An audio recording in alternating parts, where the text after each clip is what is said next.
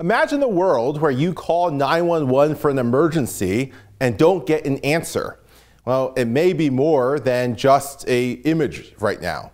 What if I told you that EMS in Pennsylvania may be on the brink of failure? What would that impact be? And why is that the case? Anthony Hennen is a journalist for the Center Square. He's been covering this issue. He joins us to break down those questions and more. That's all coming up right here, right now. I'm Sam Chen, and this is Face the Issues.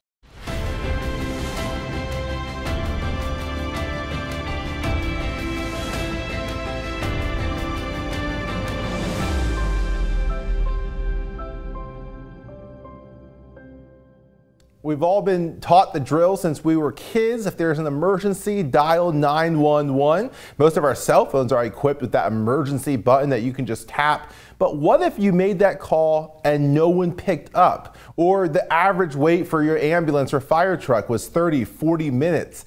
That may actually be the case if experts are to be believed. We don't fix the EMS problem here in the state of Pennsylvania. Anthony Hennen is a journalist for the Center Square. He's been covering this topic extensively, and he joins us here tonight. Anthony, welcome back to Face the Issues. Thanks for having me. Let's talk. I mean, this is, again, something that almost sounds like fiction, something you would see in a Law and Order episode where, you know, people call 911 and no one picks up.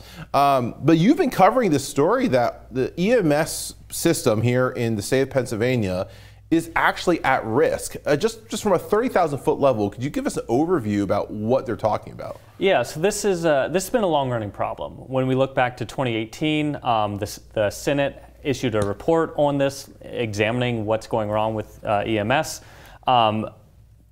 Breaking this down to bare bones is essentially we have many fewer volunteer firefighters to staff a lot of these fire departments. We have simple funding issues to deal with EMS and ambulance providers, where ambulances are not even reimbursed enough to meet costs, let alone turn profit and keep surviving. And we also have a legal environment where whenever someone calls 911, no matter how great or how small, you have to respond to it. Mm-hmm. And so there's this issue where even if someone might stub their toe or they have whatever small nuisance, EMS, they have to send an ambulance out, and this drives up costs without actually improving health. So, this has been something that local governments have tried to fix, that county governments, state governments have changed some laws in recent years to improve the funding. But, we are basically looking at this from an issue of there's a declining population in Pennsylvania, that people are not volunteering as much as they used to, costs are going up, and we do not have one quick, easy, simple solution to all this. Let's start with a question I think a lot of our viewers are going to have when they hear that. We watch shows like the Chicago series, Chicago Fire, Chicago Med, Chicago PD, right? 911, all these different shows, police dramas like Law and Order. And we see fire departments and police departments and ambulance corps, and people watch something like the Chicago series and they go, whoa, isn't that all government run? And in some large cities, it is. Philadelphia, Allentown, their fire department, they're full-time. It is completely subsidized by there's some fundraising, but much of it is subsidized by the taxpayer. But to your point, there's a lot of areas, potentially the majority of Pennsylvanians don't live in the area that's serviced by a full-time government-run operation. Yeah, I mean, this when we look to the past, this really spoke highly of Pennsylvania's civic and community culture, where you had enough volunteers to really staff these small fire departments to help out with people. But now that's really declining. It used to be in the past, you could do ice cream socials, you could do barbecues, you could do all this stuff to raise funds for various needs of the fire department. But you can't really do that anymore. I mean, some of this is simply a massive decline in how many people are volunteering. There's legal changes over the decades that have happened. A lot of this equipment gets more expensive because this equipment is more complex and it's better at saving lives than it used to be. And there's still, it's not all volunteer funding. You're still getting some level of state or county funding, but it's not enough to make up the difference anymore. And with a shrinking younger population and a growing older population, there's a higher demand for services, but there's also a lower supply of people who can actually come and volunteer 10, 20 hours a week or help out or whatnot. Yeah. Let's start breaking down the problem, and let's start with what you said with volunteers, that there used to be a lot more volunteer firefighters who would staff these volunteer departments, and there's a lot of volunteer departments, even just in my hometown area. A lot of these townships have their own volunteer fire departments. Why have we seen that volunteer number go down so drastically? Yeah, so I think there's a few reasons here. One is simply the decline of people in Pennsylvania, especially in these rural or smaller suburban areas. They're moving either to larger cities in Pennsylvania or suburbs of those, or to greener pastures in other states. We're also looking at the shift in just how work looks these days. 40, 50 years ago, if you had more shift work or more work in manufacturing industry, people could be able to just be there for a shift to respond to any emergencies. With that disappearance, you can't do that as much anymore. But there's also, when you're looking at just what EMS and fire services look like now. Again, someone doesn't want to be on call from 9 p.m. to 9 a.m. if 90% of these calls are for something that's a non-emergency. So I think there's a bit of a hit to morale there, where people, when they come to volunteer, they want to keep their local community safe, they want to help people. But when most of the calls they're getting is just an ambulance run for someone who doesn't really need to go to an ambulance, that really kind of takes away the motivation for people, and they don't feel like they're actually contributing like they want to do. I think it's also Pennsylvania's long tradition of being so decentralized, where we have so many localities, so many municipalities, so many townships, where other states we've seen centralization or regionalization or some sort of combination for these areas to basically combine their EMS services, which means they can fund them better and at a lower rate. Whereas now you might have one EMS service and they're only getting funded by one township, but they're responsible for a dozen other townships because they're legally required to respond, but they're not getting any support from that. So I think there's a lot of veins here that we have to deal with, but it all adds up to a growing issue and a growing problem. Yeah, to your point, I mean, there's been regions that have attempted regionalization. And in a lot of these local government elections, you see this become an issue where there are people that live in a township or a borough that do not want to regionalize. And your point, there's this decentralization that they want their township to provide their needs, and yet if that township doesn't have the funding or that doesn't have the staff to provide those needs, regionalizing may be a better option that serves everybody's needs. And so, I mean, we've seen this in the Slate Belt region of Pennsylvania, Bangor, Penn Argyl area, where they've attempted to regionalize in the past. It just hasn't been successful. And so what you're saying here is that there is a work shift that may be causing some of this. Also potentially an attitude or like a outlook shift among people, that there's just less and less people who are willing to do the volunteer work. I think it's also one of those things where, maybe 1 or 2 generations ago, families had more kids than they do today. And a lot of this comes from, my father was a volunteer firefighter, so I'll be a volunteer firefighter. And we're losing that stream. So I think this is something, it's not just one issue, but it's a combination, and it's all kind of coming to a head. I think will get more and more intense unless we see some more dramatic changes, simply because an aging population is also a population that needs more of these emergency services. Sure. The other big issue, of course, is the funding. And as you've covered this, and former Governor Wolf, in his final budget, had proposed an $85 million increase for EMS, that raised reimbursement rates. But even there, many people involved in this said that that's just a Band-Aid. We're temporarily kind of bridging the gap, but if we don't solve this funding issue long run, we're going to come back to this over and over and over again. Where does that funding issue stem from? Where does that funding issue stem from? I think some of this is simply, again, higher needs coming out of this. And, as we're seeing from the pandemic hitting and these work changes where, it's not as easy to find someone who'll work for as low of a wage anymore. And you also have inflation that's driven up prices and also driven up the cost of living that people need for wages. I think it's also the high stress of this job. I mean, if you go to any local hearing on EMS issues, or you talk to any local firefighting department, any EMS service, you get a lot of people where they just don't stay in the job long because the pay, they can get better pay or at least much less stress working at Wawa or working in some, a basic retail job. And so I think there's just that heavy burden on the people having to work at this. As far as funding goes, I mean, ambulance services kind of repeat this often, where low reimbursement rates, which often come through Medicaid, they're essentially losing $150 to $250 on each ambulance run, not even hitting profitability, but not being able to get back to cost neutral. So I think this is one of those growing issues, and you look at the cost of equipment, cost of fixing up these vehicles. The fire trucks are better than they used to be. Equipment, it protects people more. We have all of these new medical devices that can save people's lives, but that comes with a cost, and this cost keeps building up. But it's hard. It's hard generally to sell people on raising taxes every year to fund this stuff.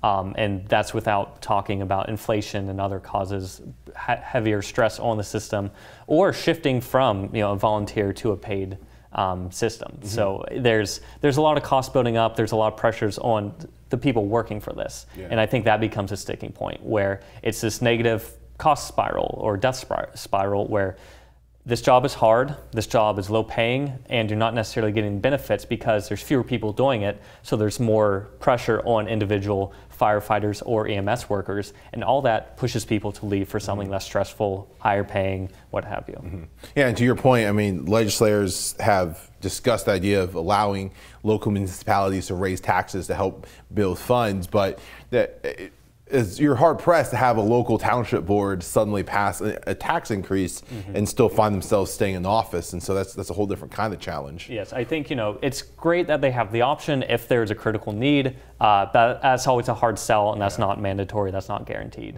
And we saw the same thing with Medicare, Medicaid. I mean, during the pandemic, just the reimbursement rate, even for hospitals, is much less than private insurance. And so you have a situation where during COVID, the majority of our people in the hospitals were senior citizens, and they stopped at all these elective procedures. And so now we have a situation where they're bringing in less money, and to your point, sometimes not even being able to meet their budget. Yes. Yeah. Anthony, we're going to go to break. When we come back, I want to talk about the impact that this is going to have and what solutions you may have heard that legislators are thinking about. Sure. Don't go away. We'll be right back. Face the Issues is produced and recorded in the studios of Lighthouse TV. Positively different.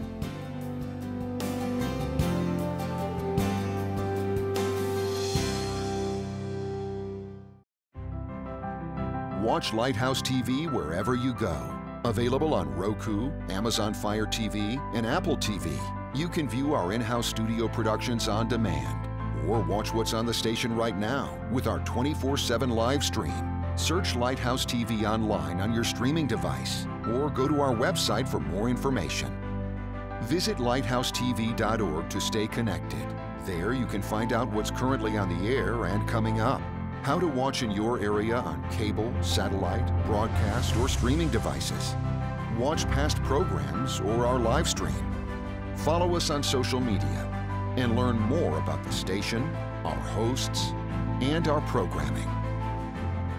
Lighthouse TV, positively different.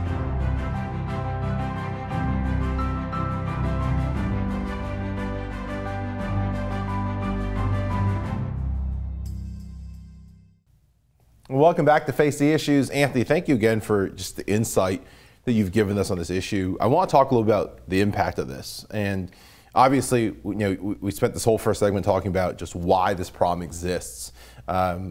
What happens if we don't get this fixed? What risks do we see if we don't find a way to fix this? Yeah, I mean, I think the simplest thing is a simple degradation in quality of service. We could have worse healthcare outcomes. We could have more dangerous things happening in the cities, suburbs, rural areas. Some of the fire service may not get somewhere as fast. Ambulance may not reach someone as quickly. So it makes a huge difference, a 5-minute response versus a 10-minute response. So I think that's one level. Another level is simply, Pennsylvania becoming less of an attractive place to live for people. And they may shift within Pennsylvania to places that are better funded or more established. They may leave the state. I think it's just one of those things where, it's not something you see immediately. It's not like you get potholes in a road and that just doesn't get fixed. That's very easy to see. But the burden of a lot of this gets placed on the people most at risk or the people who are in the worst health conditions. So I think, when we're looking at this long term, ideally, when people start realizing more and more this is a major problem, you get more attention on it and something responds to it. It's easy to let something go until it breaks. But whether we're there just yet, I'm not sure. I mean, we've seen more action on the state level and from some county levels to deal with this, whether more funding or giving more options to people or this consolidation attempts.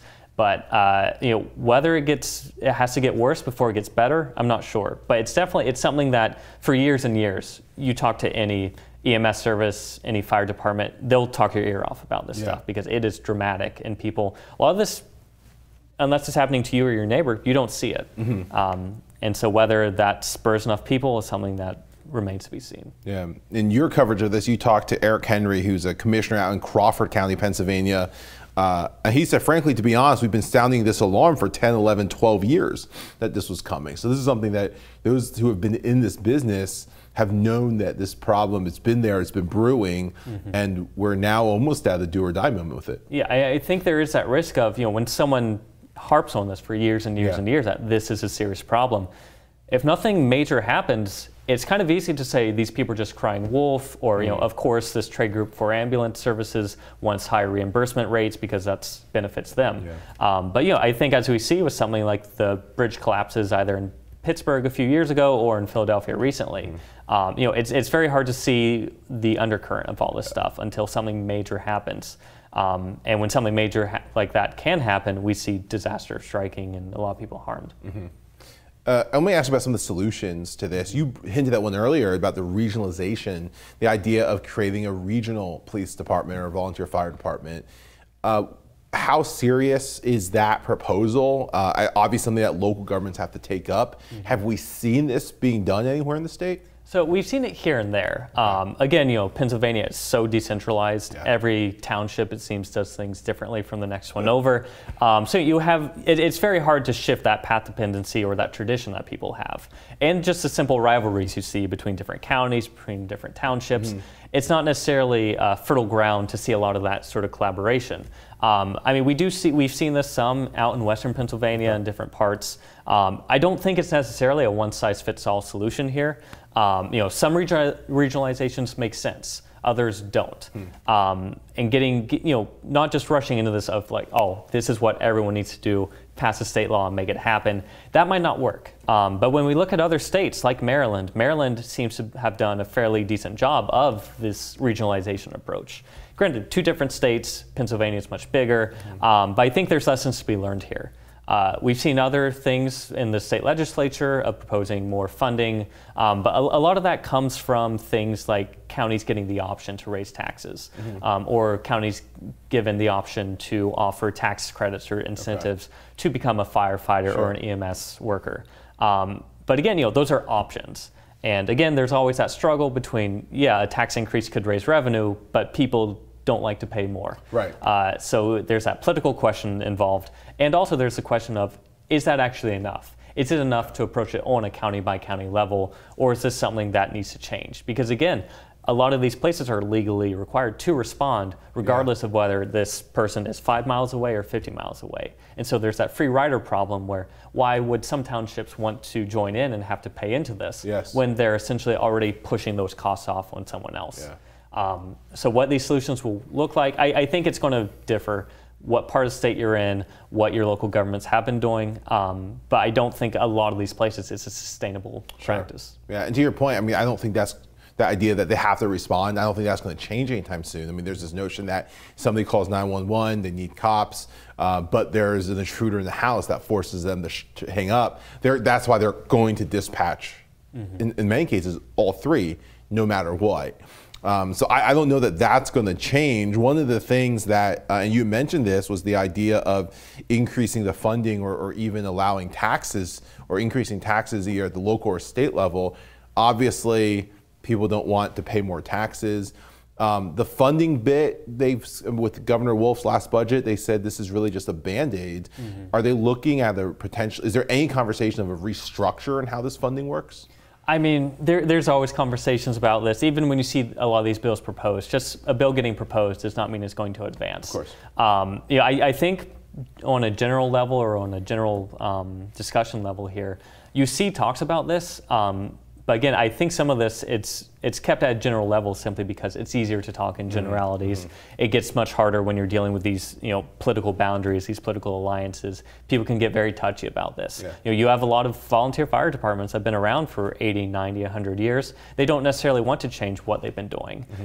We've seen some examples in the past, either in Pennsylvania or other states, where when you combine it, you're not necessarily getting efficiencies from it. You're not necessarily getting a better quality service from it. So I think some of this is just going to have to be experimentation, talking with people on the local level, finding out what everyone can agree on to work on these things.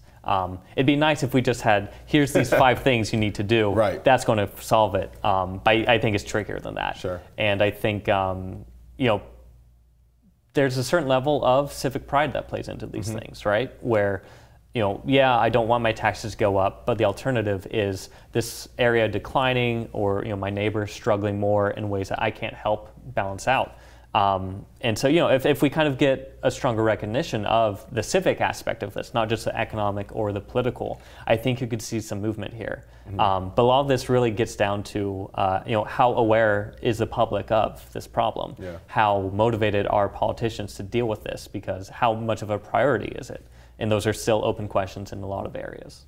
One of the last things that you mentioned was this idea of just the pay too, and so not so much for volunteer firefighters or volunteers, but on the ambulance side, a lot of them have the Donald DeRemus, who's from the legislative community, the legislative committee chair for the Ambulance Association of Pennsylvania, mentioned that sometimes now with the pay increases that you could probably go to Wawa or Sheetz and get paid more than as a paramedic. But even increasing that pay, I imagine, is going to, it's finances, it's funding. So it's going to put a bigger strain on the very limited funds that these services have. Yeah, I think when we're looking, as it stands now, at all these smaller departments, if you go to some of these EMS hearings or you talk with some of these fire departments, you will meet people who are absolutely devoted to this because they see this as a part of their identity. They see it as important to help. But we can't rely on those people to be there and respond to 300 calls every year, like some of these people literally do. Every day they're out making these runs. But again, if that's what we're relying on and this pay is low, you can only do that for so long. It's for every one person like that, you could get 20 volunteers and still not replace the value of what that person was doing.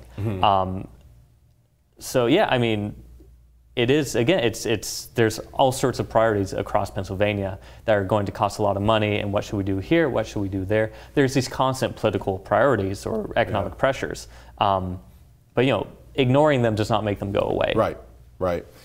At the very, very start, we said that we use this in a hypothetical scenario that you call 911 and no one answers. Or you call and they say, okay, we'll get an ambulance to you in 20 minutes, 30 minutes, or a fire truck to you in 30 minutes. Nightmare scenario, is that something, or how close is that to being something that might be a reality? I think at this point, it's already a reality for a lot of areas of Pennsylvania. When we're looking in rural Pennsylvania, where they may not have a reliable phone service or internet service to make that call. If you talk to a number of people up there, someone will have an anecdote about they just drove themselves rather than wait for an ambulance. I think even this is not just a rural issue either. You look in Philadelphia, and Philadelphia has had a long simmering issue with slow 911 responses. So this is something that's building. This is not a hypothetical. This is reality for too many people in Pennsylvania. It's not just the drama. This is absolutely reality. Anthony, thank you again for joining us. Thank you. Don't go away. We'll be right back.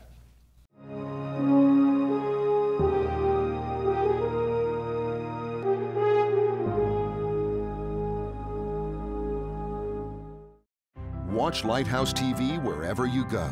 Available on Roku, Amazon Fire TV, and Apple TV. You can view our in-house studio productions on demand, or watch what's on the station right now with our 24/7 live stream.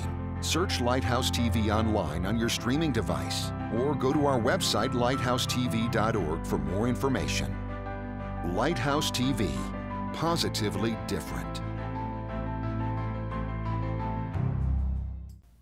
Welcome back to Face the Issues. Anthony, first again, thank you for breaking that down, and just probably not one of the hotter topics, if you will, in our politics, but one that is incredibly important, especially for local communities.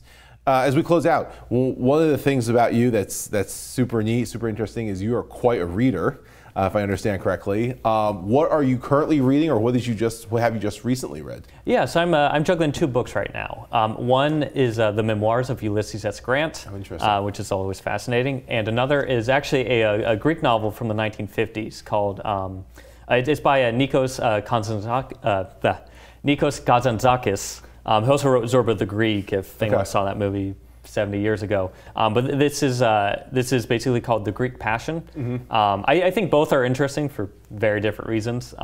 Grant is just a fascinating character, where he's a figure who gets a bit overlooked, but what I think is sort of a very American story of outside of war, outside of the military, Grant was not successful in any way, shape, or form. I mean, he essentially kind of spiraled from one failed business to another, be it in his and my home state of Ohio or out in California. I mean, nothing seemed to click. But in instance of when he was in the Mexican War, when he was in the Civil War, he rose to the occasion. And I think it's just very inspiring where this happened in his 30s and his 40s. This was not a straight shot to victory, to success. So I think there's a lot we can take from Grant and his experiences, just his perseverance, and showing that even if you failed in everything else you've ever done, there's always something else you can actually accomplish. Not considered a great president either, just considered one of those placeholder presidents. I would say he's underrated. He gets an unfair rep. But yes, his Civil War accomplishments were significantly greater than his presidential ones. Yeah. What do you look for in a book? I mean, here's the thing. Reading is just not as common today as it used to be. What do you look for in a book? Yeah, I mean, I guess I split 2 different ways. One is something connected to my own life or experiences. I try reading more Ohio history or just Appalachian stuff. Even James Thurber is another great writer from Ohio who was very crucial in the founding of the New Yorker. So anything with a local tie to me, that gives me something interesting, but also anything completely different. I mean, I've read a lot of Russian literature, Czech literature. I visited Greece a few years ago, and that kind of got me interested more in Greek history and literature. But I think it's something where there's so much just at our fingertips, where we can get a better sense of where we're from, but we can also get a better sense of something halfway across the globe. And I think that just kind of helps balance you out, or kind of puts things in perspective, or gives you some sense of gratitude in your own life. Even aside from the cultural importance of just we've inherited so much from just recent American history, but also just from world culture, and I think there's a lot there to dig into and benefit from. Yeah, and it's just a few seconds here. What would you tell, especially young people, about why they should read? I mean, if you want to do any sort of cultural work, if you want to engage any sort of journalism, writing, politics, history, I mean, you need it. There's no substitute for it. You can't listen your way into it. You can't watch your way into it. You need a better sense of who you are and where you're from, but also what your country has been like, what other countries have been like. There's no better way to learn much and to really engage and question yourself than just grabbing a book, digging into it, understanding the perspective of someone else. Yeah, that's great advice. And we love getting to know our guests, and so super appreciate you kind of giving us an insight into that part of your world. Thank you. My thanks to Anthony Hennen from the Center Square, and of course my thanks to each of you for tuning in today. We hope to see you again right back here next week. Until then, my name is Sam Chen. On behalf of all of us here at Face the Issues, thank you and good night.